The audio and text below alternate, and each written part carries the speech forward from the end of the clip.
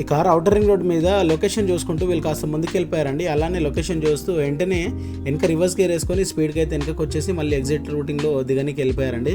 అయితే నేను last time కూడా చెప్పానండి, జీపీఎస్ వాడుతుంటే మీరు బిఫోర్ ఆగి చూసుకోవాలండి జాగ్రత్త. ఎందుకంటే ఇలాంటి చిన్న చిన్న మిస్టేక్స్ వల్ల చాలా ఎన్నో యాక్సిడెంట్స్ అవుతున్నాయండి. మరి ఈరోజు చాలా సీనియర్ మనతో డ్రైవర్ గారు ఉన్నారు, ఒకసారి మాట్లాడండి. అన్నలారా తమ్ముళ్ళారా, గట్టిగా అన్నలారా తమ్ముళ్ళారా అందరికీ బాయ్. మంచిగా డ్రైవింగ్ చేస్తున్నాం కాబట్టి మన ఒక ఆలోచన పెట్టుకోవద్దు. డ్రైవింగ్ చేసేటప్పుడు మన మైండ్ మంచిగా పెట్టుకొని ఫ్రెష్గా పెట్టుకొని నడిపించాలి బండి. యాక్సిడెంట్ చాలా అవుతున్నాయి రోడ్ల మీద. మన ఆవేశపడొద్దు, మన జాగ్రత్త మనం ఉండాలి. వాడు ఎదుటోడు ఎట్లా వచ్చినా కూడా మన జాగ్రత్త మనం చూసి ఆరన్ కొట్టి కూడా అది ఆరం కొడితే కూడా వాడు కొరకు నిద్రపోతుండో ఏం చేస్తున్నా కూడా కొంచెం ఆరం కొడితే వాడు హుషారవుతాడు. ఎన్నో యాక్సిడెంట్లు అవుతున్నాయి. పబ్లిక్ ఒక్కని గురించి ఒక్క ప్రాణాన్ని గురించి ఎంతమంది ప్రాణాలు పోతున్నాయంటే 70-80 మంది మొన్న బస్సు పడ్డది. మన ట్రాక్టర్ టిప్పరోడు కొట్టిండు. అంత ఓవర్లోడ్ వేసుకొని 25 టన్నులు వేసుకున్న లోడుకు 60-70 టన్నులు వేసుకొని పోతే ఓవర్లోడ్ వేసుకొని కొడితే ఎక్కడ అవుతుంది అంత స్పీడ్లో? బండి మీద పోయి బస్సు మీద అంటే ఎంత కాన్షియస్ ఎంత స్పీడ్ పోయింది అనుకోవాలి. ఒక్కని ప్రాణానికి పోయిందనుకుంటే మన ప్రాణమే కదా. ఇంత 70 మంది ప్రాణాలు పోయినాయి.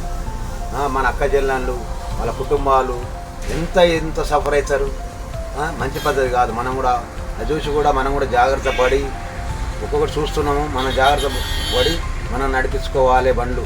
మన ప్రాణమే ఎల్లకాలం ఏముండో మనం కూడా మన పిల్లల్ని సాదుకుంటుంది. మన జాగ్రత్త మనం ఉండాలి. ఏదో పోతుందని చెప్పేసి మనం పోవద్దు.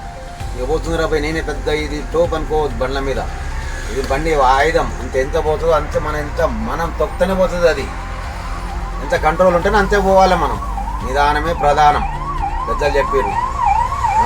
నేను ఇప్పుడు ఒక 30 సంవత్సరాలు అవుతుండొచ్చు డ్రైవర్ చేసి. నేను రిటైర్ కూడా అయినా చేస్తున్నా. ఇప్పుడు కూడా నేను ప్రైవేట్గా డ్రైవింగ్ చేస్తున్నా. ఇంకా కూడా నా శక్తి ఉన్నంత వరకు చేయాలని నా శాంతి నిదానం చేసుకుంటా, ఆలోచన లేకుండా ఏ ఇంటికా టెన్షన్లను కూడా టెన్షన్ కూడా వదిలిపెట్టేసి కూడా ఏదో డ్రైవింగ్ చేస్తున్నా చేసేంత వరకు.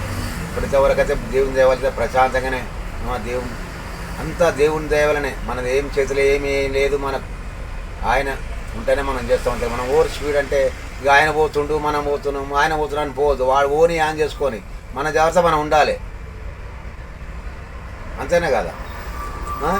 వాడు పోతున్నాం మనకి ఏం పోనీ, ఆడు పోనీ మనకేంది. మన సేఫ్టీ మనం చూసుకోవాలి. మనకు పిల్లలు మన జాగ్రత్త మన వెనక ఎంతమంది ఉంటారు వాళ్ళని కూడా చూసుకోవాలి కదా. హాయ్ ఫ్రెండ్స్, మరి ఈ బాబాయ్ గారితోనైతే మరి మాట్లాడడం జరిగింది. మరి ఇంత బస్సు తోలుతున్నారు, ఇన్ని సంవత్సరాల నుండి సర్వీస్ చేస్తున్నారండి. ఒక డ్రైవర్ అంటే పబ్లిక్ సర్వీసే కదండి, చాలా సంవత్సరాల నుంచి చేస్తున్నారు. అతను చెప్పే ఆవేదన ఏంటంటే మొన్న రీసెంట్లీ ఏదైతే యాక్సిడెంట్ జరిగిందో ఆర్టీసీ బస్సు మరియు ఆ టిప్పర్ది చాలామంది జనాలు చనిపోయారు. కాబట్టి బాబాయ్ చెప్పే మెసేజ్ ఏంటంటే మరి మన ప్రాణాలు మనకు ఎంత ముఖ్యమో పబ్లిక్ కాబట్టి ప్రతి ఒక్కరి ప్రాణాలు కూడా అంతే ముఖ్యమండి.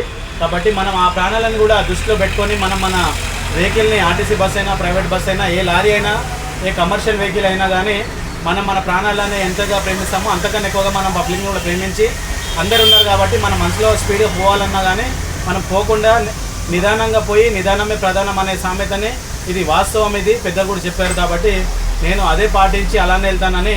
మరి నేను వస్తుంటే ఔటర్ రింగ్ రోడ్ పైన నాకు లిఫ్ట్ అయితే ఇవ్వడం జరిగింది. లిఫ్ట్ ఇచ్చి మరి మా తాతతో అప్పట్లో కలిసి డ్యూటీలు చేశారంట. మరి చాలా సంతోషం అనిపించింది. కాబట్టి మీరు కూడా జాగ్రత్తగా బండ్లు తోలుతారని ఫ్రెండ్స్, మరియు ట్రాఫిక్ రూల్స్ కూడా తప్పకుండా పాటించుకుంటారని నేను కోరుకుంటూ ఉంటాను ఫ్రెండ్స్. థ్యాంక్ యూ అందరికీ. మా ఛానల్ని లైక్ చేయండి, షేర్ చేయండి, సబ్స్క్రైబ్ చేయండి. మరింటి ఇలాంటి అనుభవకరమైన విషయాలు మరి బండ్ల గురించి కూడా ఇందులో డీటెయిల్స్ రావడం జరుగుతుంది. థ్యాంక్ యూ అందరికీ.